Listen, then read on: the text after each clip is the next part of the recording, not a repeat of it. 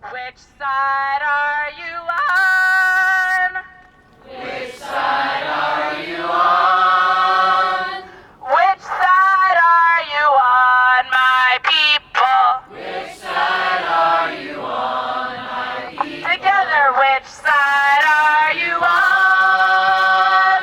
Which side are you on, my people? Which side are you on?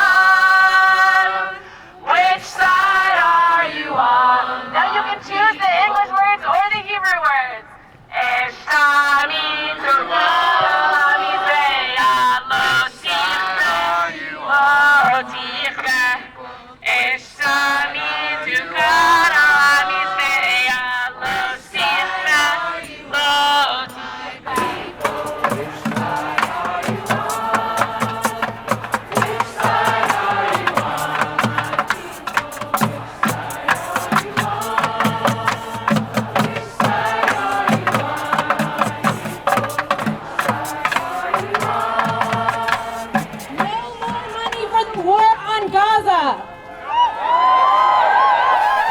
When we demand a lasting ceasefire, we call on our political leaders to make space for a diplomatic solution that addresses the root causes of occupation, apartheid, and siege, and guarantees equality, justice, and a thriving future for all Palestinians and Israelis.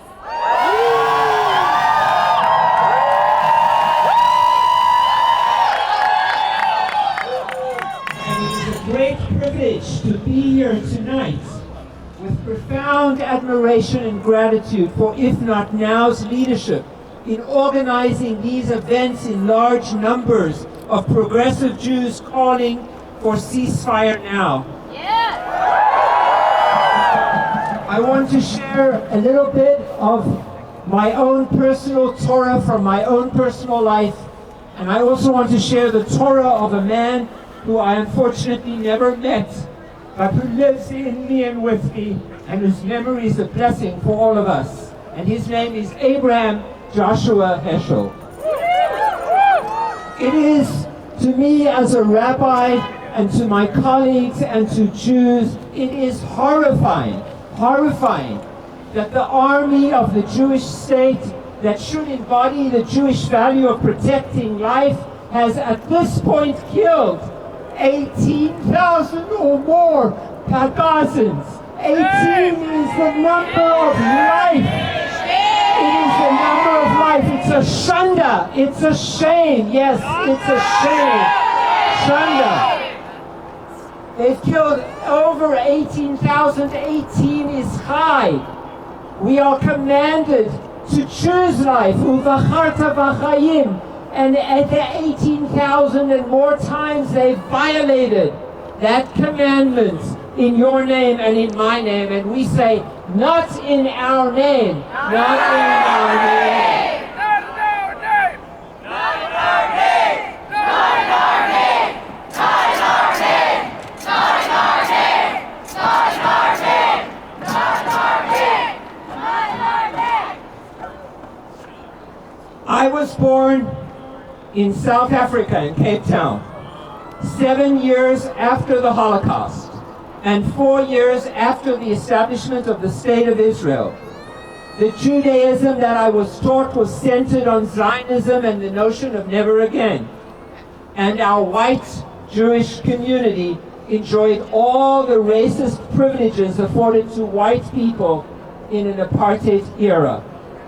From an early age, I made a connection between my experience, the experience of the Holocaust, and my experience on the other side as a Jew, a white Jew, in this disgusting racist society.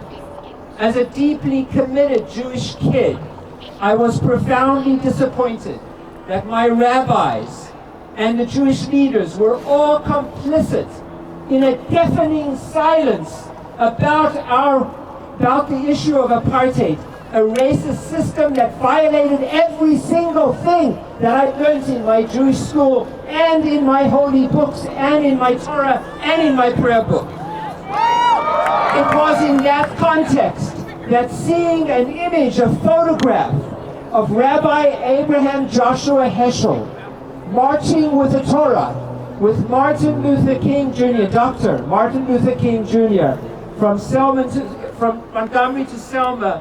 He was marching with the Torah.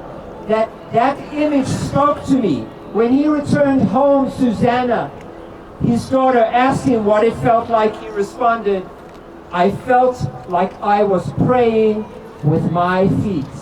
Just like us, we are praying tonight with our feet, with our hearts, with our minds, to call on our representatives, to call on our government, to call for a ceasefire and to stop sending bombs that Israelis can use to murder Palestinian Gazan kids.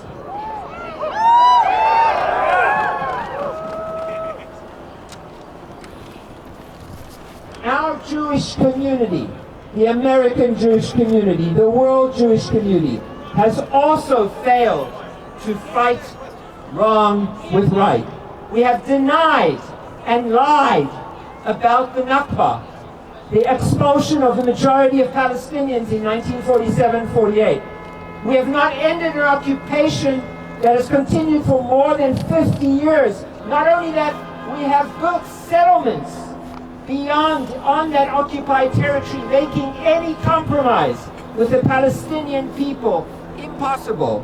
We have not devoted ourselves to the struggle against Jewish supremacy that exists now today, from the river to the sea. Jewish supremacy, that's what exists, as was taught to us by B'Tselem, the most authoritative human rights organization in Israel. The current barrage and attack on Gazans will not solve anything unless Israeli Jews and American Jews and people around the world are willing to address the oppression of the Palestinian people and build a society of justice and equality and freedom for all.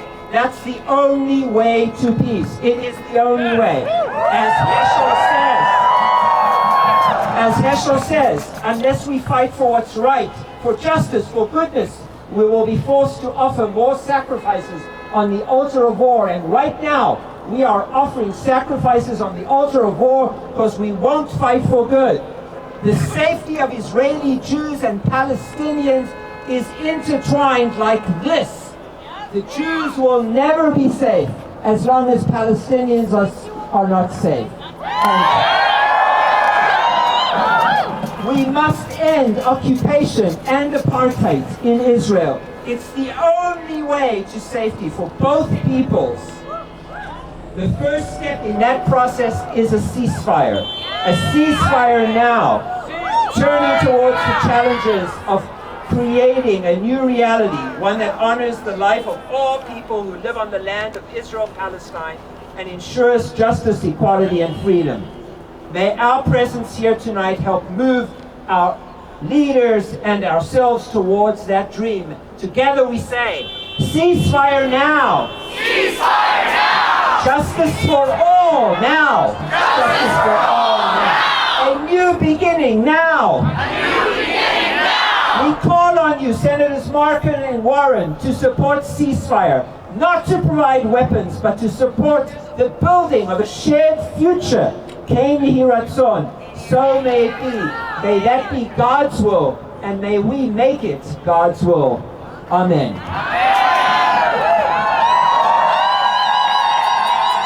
Thank you.